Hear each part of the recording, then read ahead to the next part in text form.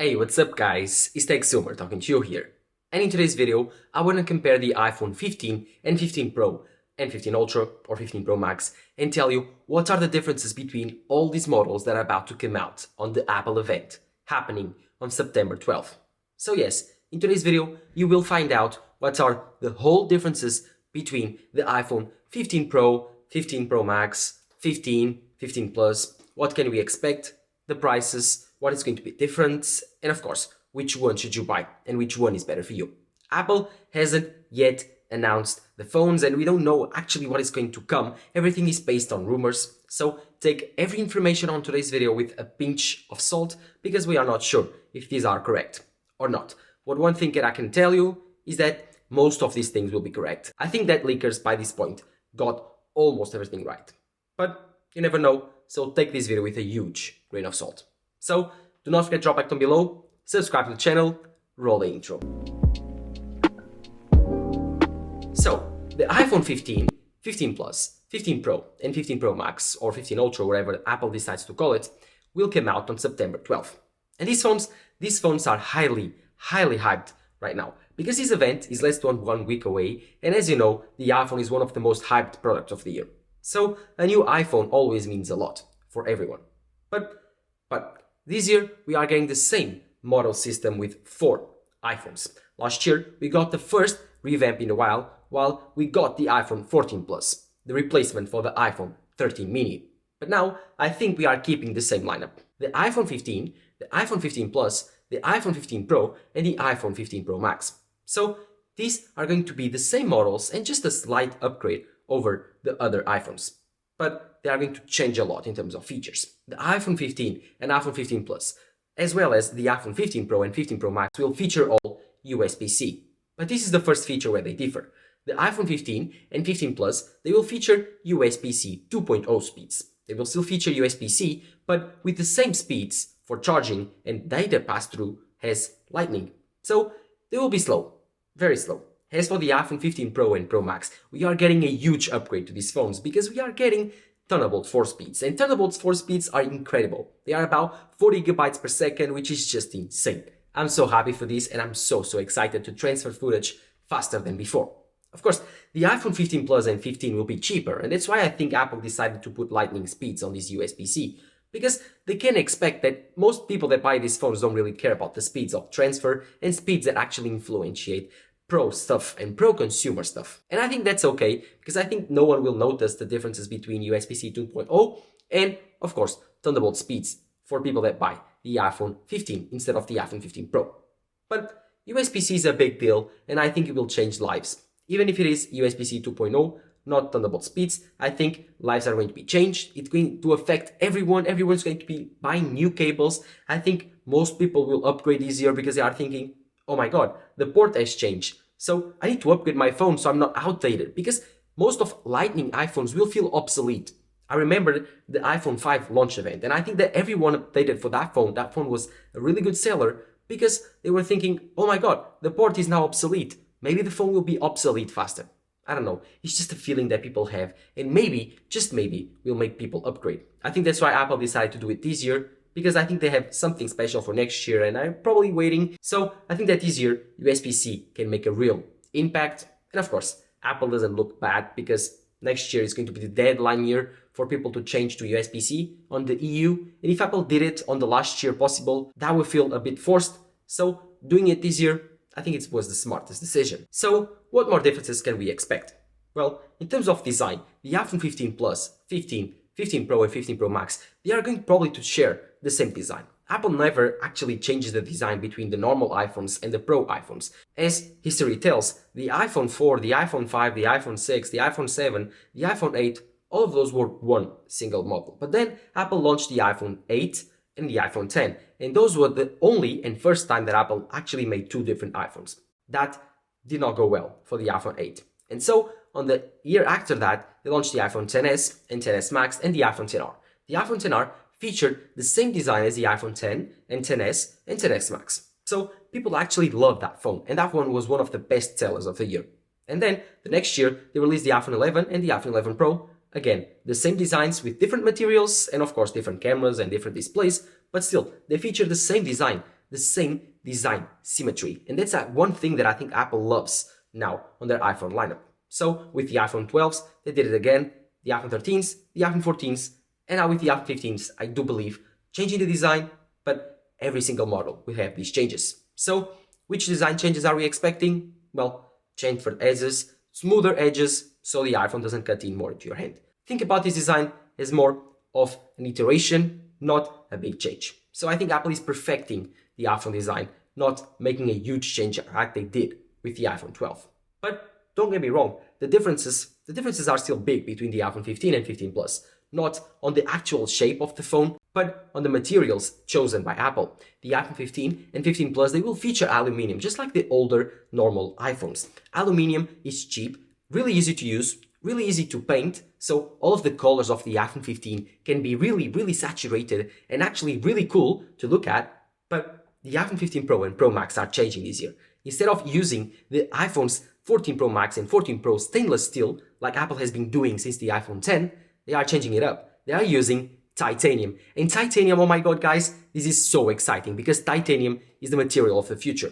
This material is super strong, super durable, but super light. So the ratio lightness to actually strength and resistance is huge. So you can see that by the Apple Watch Ultra. The Apple Watch Ultra, in my opinion, it was one of Apple's best devices ever because the titanium frame together with the sapphire display just makes this product indestructible.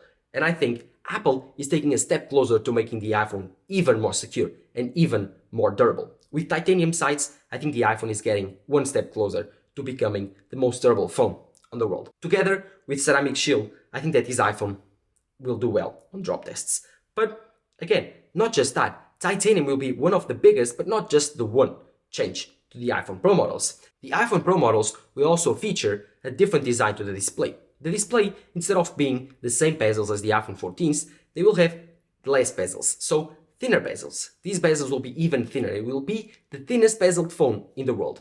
As for the iPhone 15 and 15 Plus, I'm not sure, and the leaks have not been very specific, but I do think that these phones will still be keeping the same design as for the display bezels for the iPhone 14s. So expect the same design and no bezel change on the iPhone 15 and 15 Plus.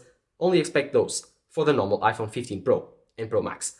But again, the iPhone 15 Plus and 15, they won't be left alone in terms of the display. They are also getting huge changes. The iPhone 15 and 15 Plus, they will feature dynamic island for the first time, while the iPhone 14 Pro and Pro Max were the first phones to actually introduce dynamic island to the iPhone lineup. Now, the iPhone 15 and 15 Plus, they will be the phones to close it up, to actually change it up and make the whole lineup dynamic island. Dynamic island is a huge feature on the iPhone and I love it. But the only issue with it is that it's only present on the Pro phones, and so developers, they don't have the incentive to make more things for dynamic island, because it is very restricted to only a part of the market share of the iPhone. Most people buy the normal iPhones, not the Pro iPhones, and so I think that dynamic island will explode in the future whenever Apple launches it with the iPhone 15 and 15 Plus, because now developers will have a huge market share to work for, huge market of clients to work for, so more profit equals more incentive equals better features for the dynamic island. So I'm truly excited for that. Truly a great innovation on the iPhone in my opinion. Dynamic island is so fun. Once you get used to it, you don't really care about the notch anymore because that space is not there anymore. It's just more of an active space. It's an active non-part of the display. And it's a really good idea. The guy that thought about that, you're a genius. So again, looking back for the displays and the overall design, the iPhone 15, 15 Plus, they will feature aluminum sides and about the same design as the iPhone 15 Pro and Pro Max, while the iPhone 15 Pro and Pro Max will feature the same design as the iPhone 15, but with titanium sides replacing the stainless steel. And of course, both will feature USB-C. The iPhone 15 Pro and Pro Max will feature Thunderbolt speeds. The iPhone 15 and 15 Plus will feature USB-C 2.0 speeds. And of course, both models will feature dynamic island, but the iPhone 15 Pro and Pro Max will feature way less bezels. But now let's talk about the most important part of the iPhone, and the one that everyone is asking and probably thinking, the cameras. The cameras on the iPhone are probably one of the biggest things ever on the phone. Yes, most people upgrade their phones because of the cameras, and if you go outside of the tech bubble and you talk about to normal consumers, the thing that they always ask every year to me is the new iPhone. What about the cameras? Are they better? How much better are they? Can I try your phone to see if they are much better than mine older iPhone? Yeah, of course. They try it out and they see. If they look at it and say, oh my god, this is such an upgrade, they go and buy it. But if they see, oh, it's about the same, then they wait 1 more year. That's the cycle of the iPhone. I think most people now look at the iPhone as one of their social media cameras. And if the iPhone has a very big upgrade to the camera side, then lots of people will upgrade. But if the iPhone has the same cameras last year, then I pretty much guarantee that the iPhone won't sell really well that year. So what changes are going to see to the new iPhone lineup with the iPhone 15 and 15 Pro? Well, the iPhone 15 and 15 Plus will feature a huge upgrade to the cameras. These cameras are getting the new 48 megapixel sensor from the iPhone 14 Pro. Yes, the same sensor present on the iPhone 14 Pro is coming for the iPhone 15 and 15 Plus. No telephoto, no periscope lens yet, but they will feature probably the same ultra-wide camera as the iPhone 14 Pro, not the iPhone 15 Pro. The camera system, the new camera system that the iPhone 15 Pro is going to feature, is probably going to be much better. Apple is going to put probably a new sensor, new 48 megapixel sensor, better, bigger, and with bigger apertures to accumulate more light, so more photo quality, better night shots on the new iPhone 15s. They will also improve the quality and the video quality of the ultra-wide camera, so it can be more on par with the wide camera, the main camera. And of course, on the iPhone 15 Pro Max, not the iPhone 15 Pro, they will introduce a periscope lens. A periscope lens is coming, it's replacing the telephoto camera. So the iPhone 15 Pro will not feature this periscope lens, but it will feature telephoto, the same 3x telephoto, probably a better telephoto, but rumors are saying that the iPhone 15 Pro Max is going to feature a periscope lens. So you will be able to zoom about 6x to 8x instead of the old 3x. This makes a lot of sense. And of course, I forgot to tell you that the iPhone 15 Plus and 15 will be able to zoom 2 times now with the 48 megapixel sensor with a digital crop on the 48 megapixel shot. So no loss in quality, and you will be still having 2x zooms with a 12 megapixel. Of course, this is huge because you will be able to have a 2x, a 0.5x and 1x, so the ultra-wide main, and a supposedly digital telephoto on your normal iPhones. This is huge and probably one of the biggest upgrades ever to the normal iPhone 15s and 15 Plus, the normal lineup. As for the Pros again, they're going to have better cameras than the normal iPhones, they're going to have better zoom capabilities with the iPhone 15 Pro Max having the periscope lens and the iPhone 15 Pro having a better telephoto, not in terms of zoom, but in terms of low light capabilities probably. Of course, this is all based on rumors and this is all based on speculation. So don't take this with a certain, and don't actually sell your iPhone right now because you want to buy the iPhone 15. Don't. This is all rumors. Wait for the event. Do not sell your iPhone right now unless you are, of course, thinking of upgrading already and you don't really care about the cameras, then sell it. It's the best time. But if you are undecided if you want to spend the money or not, take this video with a huge grain of salt. Also, some changes are coming to the battery life of the iPhone. The iPhone 15 and 15 Plus are getting bigger batteries as well as the iPhone 15 Pro and Pro Max. But the iPhone 15 and iPhone 15 Plus are getting the biggest increases in battery.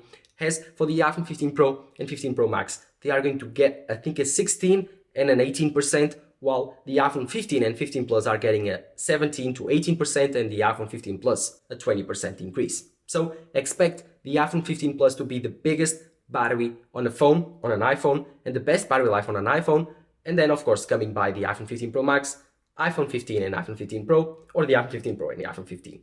I'm not sure. As for the chips present on the iPhones, the iPhone 15 and 15 Plus, they will feature the A16, the same chip found on the iPhone 14 Pro and 14 Pro Max, but the iPhone 15 Pro and Pro Max will feature the new architecture, the 3nm A17 chip. Again, the iPhone 15 and 15 Plus, they will feature the A16, a 5nm architecture, and the iPhone 15 Pro and 15 Pro Max, they will feature the A17, a 3nm architecture. And you are probably asking yourself, what are the differences between these two architectures?